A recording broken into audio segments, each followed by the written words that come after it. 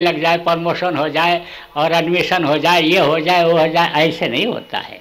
कर्म से होता है। कर्मों की सज़ा मिलती है तब ये तकलीफ़ें आती हैं। पहले के समय में लोगों के कर्म जब अच्छे थे तो इतनी तकलीफ़ें नहीं थी। अब कर्म कैसे काटे जाते हैं ये तो आपको पता ही नहीं है।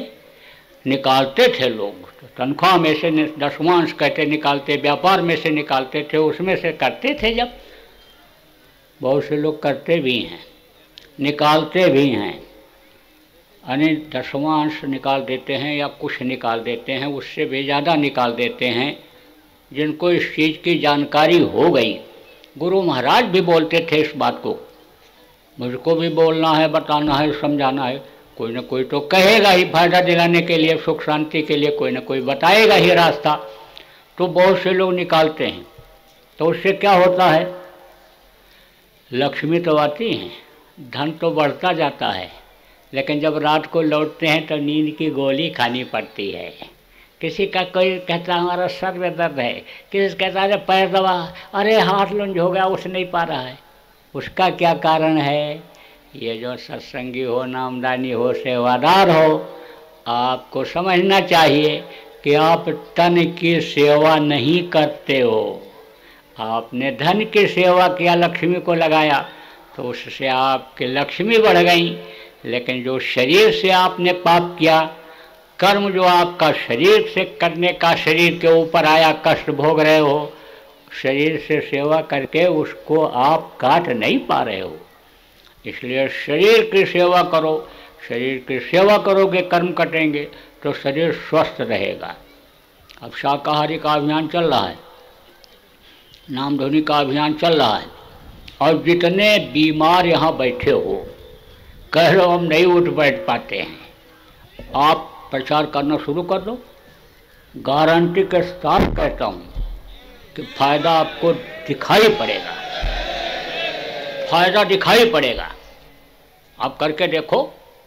आप बुढ़े हो, पैदल नहीं चल सकते हो, आप गाड़ियों पर नहीं चल सकते हो, बाइक पर नहीं चल सकते हो, ट्रेन बस में सफ़र नहीं कर सकते हो, तो आप अपने मोहल्ले में प्रभात फेरी लगाना शुरू कर दो। अपने मोहल्ले में चले जाओ, एक दिन इनके यहाँ, एक दिन उनके यहाँ, एक दिन उनके यहाँ, नामधुनी करना शुरू कर दो, कराना शुरू कर दो।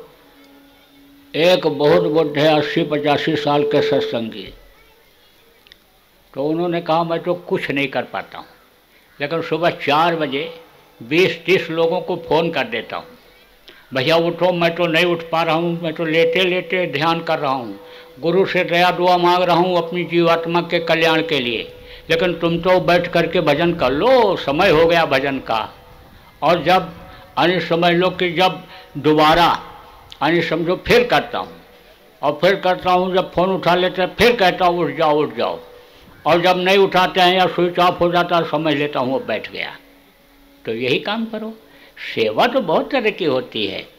अब कोई ये करे बड़ा अधिकारी है, टाइम नहीं है, फुर्सत नहीं, बड़ा व्यापारी है, अब आप तो कहोगे ये भी नामदानी है, ये क्यों नहीं हमारे साथ झंडा लेकर चलते हैं, गांव गांव क्यों नहीं घूमते हैं? अरे वो वैसा काम नहीं कर सकता है, अलग अलग काम होता है। और दूसरे की जब आप नकल करोगे, ये नहीं जा रहे हम क्यों जाएं, तो आपका उसमें नुकसान होगा। आप उनसे उस तरह का काम लो, वो अपने दिल दिमाग से 10 लोगों को बताएंगे, 10 लोगों को समझा देंगे, ऐसे लोगों को समझा देंगे, बता देंगे कि जिस वहदे पर वो हैं, उनके पास जो आते हैं वो 10 लोगों को बताएंगे, उनके बात का प्रभाव पड़ जाएगा। तो आप कोई भी मीटिंग करो तो जिसके लायक जो काम है वो काम उसको सौंपो, उसके कर्मों को कटवाने के लिए प्रेरणा दे करके उसको वो काम सौंपो जिससे उसके भी शरीर के कर्म कटें। और जो लोग आप पढ़े लिखे लोग हो, आप लोग भी, इन लोगों से अनपढ़ लोग ही जो दिन रात सेवा में लगे रहते हैं, जिनके कर्म चलने से कटते हैं, जिनके मन को शांति मिलती है, उनके तरफ आप देखो, उनसे भी पूछो, उनसे भी राय लो कि भाई मेरी बड़ी व्यस्तता है, मैं ऐसी जगह पर हूँ, समय नहीं निकाल पा रहा हूँ, तो मुझे भी कोई बताओ, मैं भी क्या करूँ। तो आप सब लोग आपस में बैठकर विचार विमर्श करके, सामंजस्य स्थापित करके, और फिर लोगों को बचाओ।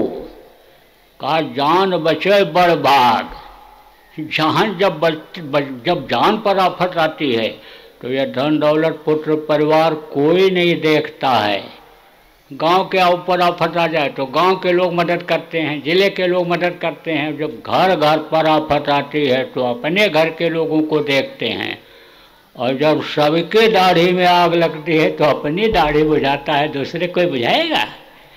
जब अपने जान के ऊपर आफत आती है तो माँ अपने बच्चे को छोड़ करके भाग जाती है।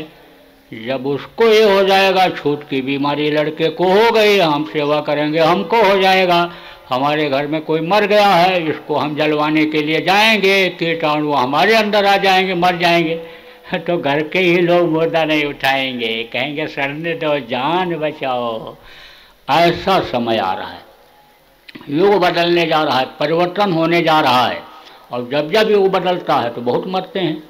त्रेता जब गया तब बहुत मरे, द्वापर गया तब बहुत मरे। अब कलयुग जाएगा, बीच में सतयुग आएगा कुछ समय के लिए। लिंग पुराण के 40वें अध्याय में लिखा है, सूरसागर में लिखा है, जगन्नाथ दास की उड़िया किताब में लिखा है। गुरु महाराज बराबर कहते रहे कि कलयुग में कलयुग जाएगा, कलयुग में सतयुग आएगा। तो महात्माओं की बात और धार्मिक किताबों में जो लिखा हुआ है वो कभी गलत हो ही नहीं सकता है। तो कलयुग जाएगा, सतयुग आएगा, तो कलयुग ऐसे ही चला जाएगा, रगड़ाई करेगा कलयुगी प्रेमियों का। तब तो सतयुग आएगा। एक गद्दी पर दो राजा नहीं बैठ सकते हैं, तो जब एक हटेगा और नहीं हटेगा तो वो मार के हटाएगा, ज़बरदस्ती रहेगा, तो सब जितने प्रेमी हैं सबको ले जाएगा, तो बड़ी रगड़ाई करेगा। अब सबके ऊपर जान पर आफत आएगी तो कैसे क्या करोगे, इसलिए पहले से ही होशियार हो जाओ। अब आप कहते हो जुकाम हो गया, कोई कहता है टट्टी हो गया, हमसे हमारे पास आते ना दुख तकलीफ लेकर के, अभी लाइन में जब ये मिलेंगे तो बहुत बातें। और कुछ औरतें तो ऐसी हैं कहती ही रहती हैं कि जब 10 बार कहेंगे तब ये सुन पाएंगे। अरे तो दूसरे को भी मौका देना चाहिए ना, बगल वाले को, कि अभी कुछ कह ले। अब सब एक साथ बोलती हैं, तो वो रामधुनी तो है नहीं, वो तो कीर्तन है नहीं, आरती तो है नहीं जिससे सब एक साथ बोलो।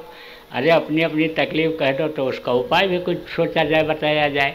लेकिन तकलीफ़ वाली बात बहुत लोग करते हैं। अब ये तकलीफ़ें आवें क्यों आपको? आपको आर्थिक तंगी है, आपको मानसिक तकलीफ़ है, आपको दफ्तर की तकलीफ़ है, आपको दुकान की तकलीफ़ है, व्यापार की, खेती की, समय पर जाड़ा गर्मी बरसात नहीं हो रहा है, खेती सूख रही है, कभी खाद नहीं, कभी बीज नहीं, कभी कुछ नहीं। ये टेंशन क्यों रह जाए? एक काम ही कर लो, इस धरा पर ही सतयुग को उतार लो। सतयुग जब उतर जाएगा तब हर तरह के संकट से मुक्ति मिल जाएगी। आप ये समझो कि सतयुग योगी सब विज्ञानी, सब योगी और विज्ञानी थे।